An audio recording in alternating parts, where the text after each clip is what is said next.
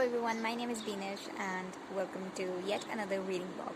I'm saying yet another because I noticed that all I'm doing on my channel is reading vlogs. Anyways, I hope you all are doing good. The book that I'm going to read today is Cricket Kingdom. I think it's been a few days since I finished Six of Crows and I was very excited to read the Cricket Kingdom, but then things don't always go the way I planned them, and so Cricket Kingdom did not happen, but I'm excited to read it now. I decided to make a vlog on this while reading because whenever I vlog, I tend to read more. Let's get into Cricket Kingdom. It's 3rd of May today.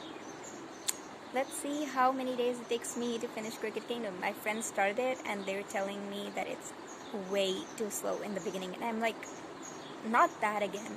No, please no. I mean, Six of Crows was also way too slow in the start, and even though I love it, I don't want the beginnings to be that slow. Let's see what happens. When you can't beat the odds, change the game.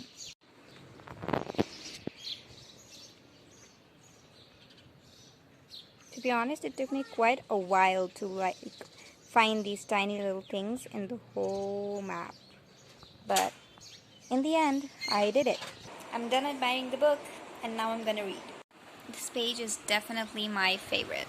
Not so far ahead in the book, I'm only on page 6 and I'm having a feeling that Redwinko is the Darkling. The thing I wanted to say was that in Shadow and Bone trilogy, by the end of Ruin and Rising, when Alina killed the Darkling and faked her own death, I was thinking if Alina can fake her own death, then the Darkling can as well.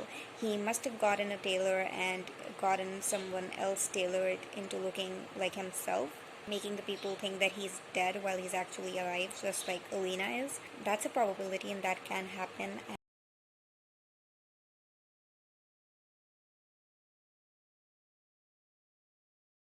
And to be very honest, I put up a story on Instagram asking this same question, if the Darkling is actually dead, because I could not believe that someone so powerful like him is dead so easily. I'm avoiding spoilers. I'm not watching anything. I'm not looking for fan art, and I'm totally avoiding the Shadow and Bone TV show stuff. I'm not watching anything. I have not seen a lot of the cast. I have not watched the trailers, and I'm literally avoiding everything. So I know nothing about this book. It's been a few hours and I kind of got distracted. I only read chapter 1. I started chapter 2 and I started playing Ludo on my phone. I think I'm gonna start reading now. Let's see. And apparently I'm wrong. That Redwinko guy, he is not the Darkling. But who are those people with the wings? So I finished chapter 4, which was about Inage, and that part where she was trying to escape and Wenek was like, do you really think I would not take precautions? And when they were about to smash her leg or break it, and it screamed, he'll never trade if you break me. I felt so sad, like she has no hope that he would feel something about her and come for her because of that. If he'll trade her, it is only because of the use that she has for him. That was so sad. And it was thinking, he'll never trade if you break me. She could not pretend those words had been conjured by strategy. The magic they'd worked had been born off belief. I have no idea how and in what time they will be able to rescue her, but I just really want Kaz to just be honest with her, express his feelings, and just really even tell me that he feels something for her. I don't have his point of view, and I don't know what he's feeling or what's going on in his head, and I cannot wait to get to that part where I can actually get to know Kaz a little more, because I don't feel like I know him much. I don't know any of them much.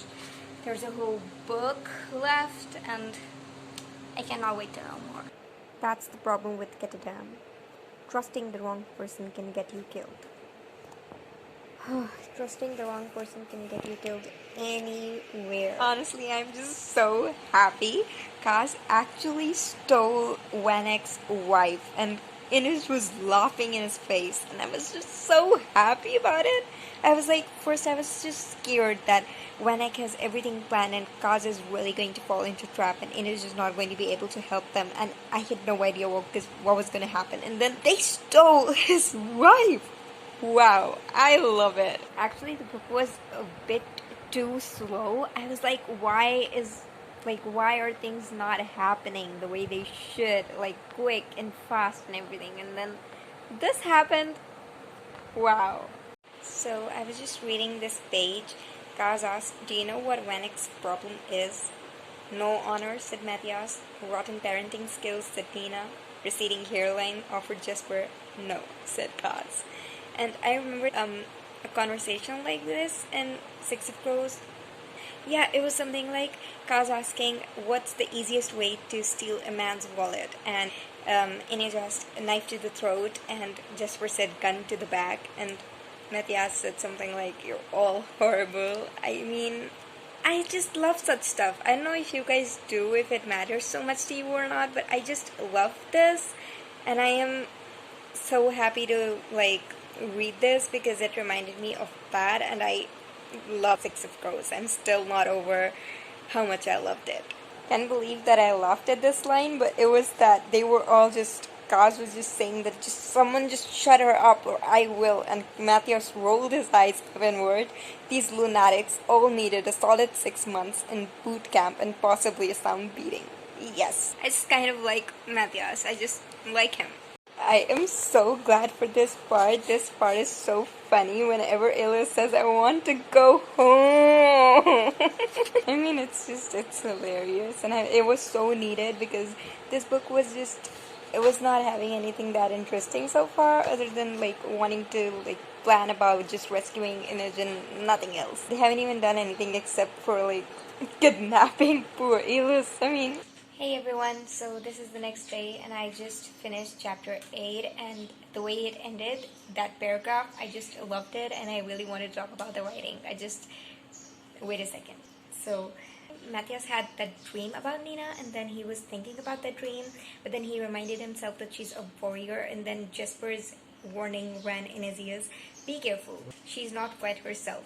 He hoped Kaz was ready. He hoped Nina was stronger than she seemed. He hoped the plans they'd laid were enough, that Jesper's aim was true, that Wyland's calculations were correct. Trouble was coming for them all. Matthias reached for his rifle.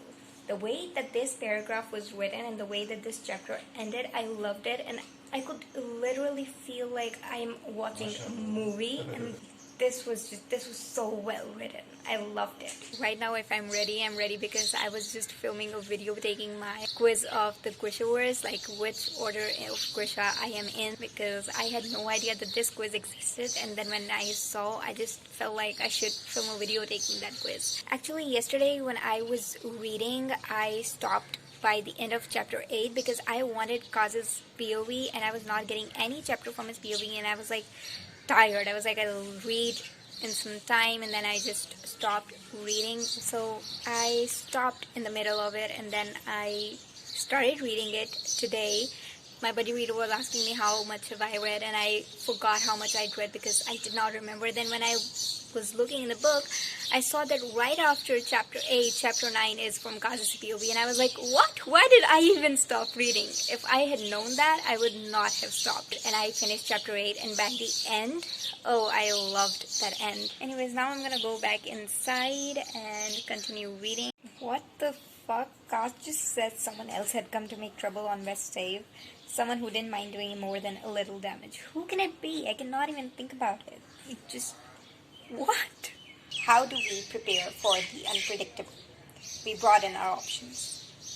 I just love such lines. There were so many in Six of Crows, and it's not like it's a very good quote or something, like it's extraordinary or something, but for YA to have such lines, I love it and I enjoyed them a lot. And then the next line was that we keep every possible avenue of escape open. Rooftops, streets and alleys, waterways. There's no chance Vanek is going to let us just stroll off that bridge.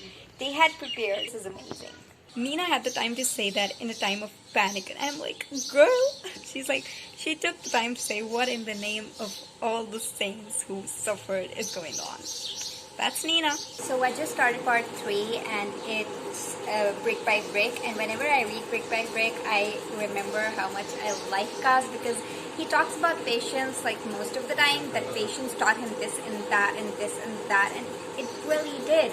He's being patient about taking vengeance for his brother and like wanting to kill Pekka Rollins or just make him pay in whatever way Kaz wants, but brick by brick, I love it. Better terrible truths than kind lies. Once again, where do you think the money went? Guns? Ships? Bombs? Political bribes? They all looked at Matthias. This is where you tell us how awful we are, she whispered. I know I'm being impatient, but I cannot wait for Kaz to actually express himself to Inaj. When she said, "Why the net?" he was thinking, because I could not bear to watch you fall. Then what he said to her was that she said that you protect your investments, and he agreed by nodding. I was like, come on, boy. Just say what you think. Your thoughts are not that toxic. They're actually just so good. I mean, anyone would love to hear those words that he thought, but he's like nodding. I protect my investments. The decent, honest P.S. Wraith had outsmarted him. He turned to look back at the long expanse of the roof he was going to have to traverse to get back to the boat. "Curse you and all your saints," he said to no one at all. Then he realized he was smiling. Gus Brecker was smiling, realizing that, and I have no idea why, but it makes me so happy to read that he was smiling.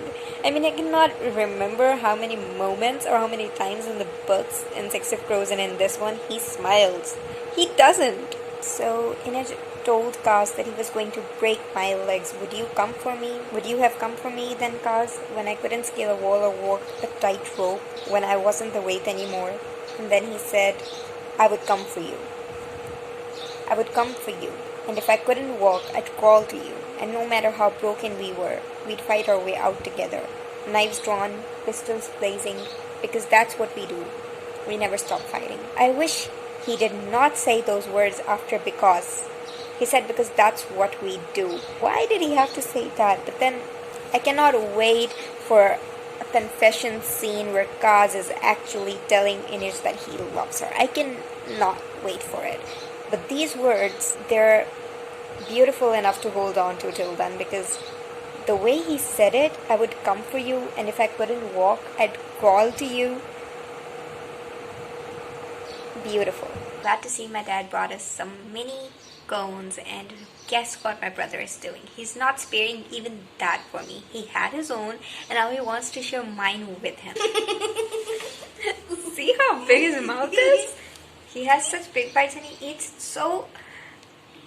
Look at what happened to the ice cream. Where do I eat it from? I was playing a game of Ludo on my phone and then nothing. Hi. It is, I don't know which day, but it's been days since I read Cricket Kingdom. I haven't read it in days. I keep telling myself that I would, but then I don't. I tell myself that I would read at least one chapter, and then guess what I do? I open the book and I shut it. My friends told me that the book is making them cry, and I'm like, can I handle that? Can I handle another book that makes me cry? I cried a lot in my reread of Chain of Gold. I cried in The Song of Achilles. And I love these characters so much, even though I don't know them much, that I think that they can definitely make me cry. But I'm so curious to know what it could be that would make me cry so much. One of my friends said that this book is cruel. Anyways, today I have invited a few friends for iftar, so I'll be spending my time with them. I'll just get ready, and then maybe push myself to read a little. Let's see what happens. I don't feel like I'm really in a reading mode. See, we talk about escapism, how reading makes us escape the real world and we get lost in the books. But then sometimes what happens is that you read and at least for me, I read and then I realize that I have read like 10 pages and I absorbed literally nothing. Like I have no idea what I read and what just happened. It's just like my eyes moving on the words and nothing going inside my head. Sometimes the same happens with other activities like movies. I keep watching and then I'm like, oh, I have to rewind and go back because I have been watching and I have literally no idea what these people talked because I was not listening to them and my mind was somewhere else. So yeah, that's the situation these days. I'm not able to like really get into something. I will update about my reading progress soon.